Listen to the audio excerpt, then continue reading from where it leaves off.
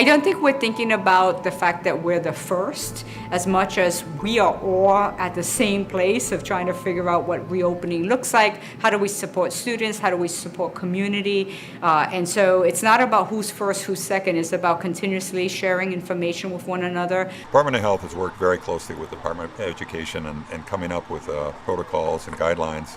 Our recommendations are based in large part on guidelines by the Centers for Disease Control that apply nationwide to schools as we look at reopening. The physical distancing is critically important. Wearing masks and in the conditions where they need to be worn is also being stressed. The parents need to be aware of their child's health. To help to answer some of your questions about reopening our schools. Thank you both for being here with me today. So Director Anderson, I'd like to start with you. A common question we've been receiving is how students will social distance in their classrooms. The standard measure has been 6 feet, but our guidelines are at least 3 feet between seats or at least 6 feet if facing one another in a group setting. Can you clarify this particular guideline? Within the classroom, we have opportunities to separate individuals and maintain the separation. And we've actually debated for some time whether separation should be strictly 6 feet or whether we can allow for less. With people facing each other, we feel very strongly that you should have a 6-foot distance between an individual for prolonged periods of time, and that would be a criteria that I don't think anyone would dispute. But if you're looking at a situation where students are facing the front of the classroom and they're mindful of the need to maintain distance, then we believe that less than 6 feet might be desirable. We certainly want to keep it at least 3 feet. There's no clear formula on this. We're learning as we go.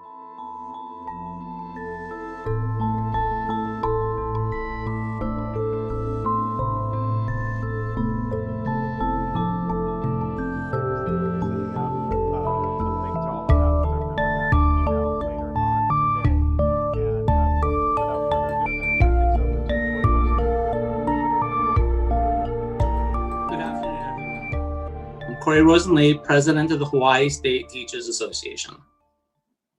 The DOE, in remarks to the media and its Return to Learn school reopening plan, has reiterated its position that desks can be 3 feet apart as long as students are facing the same direction. Superintendent Kishimoto told a reporter today that schools, and I quote, could modify down to 3 feet of spacing as long as students are facing forward.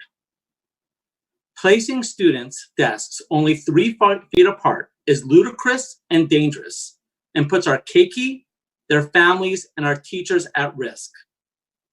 This will only ensure Hawaii will have to close our schools again and go back to a 100% virtual model.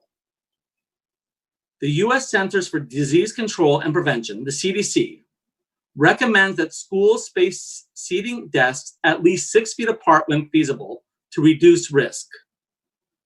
The CDC characterizes students who are not spaced apart as being at the highest risk of contracting COVID-19.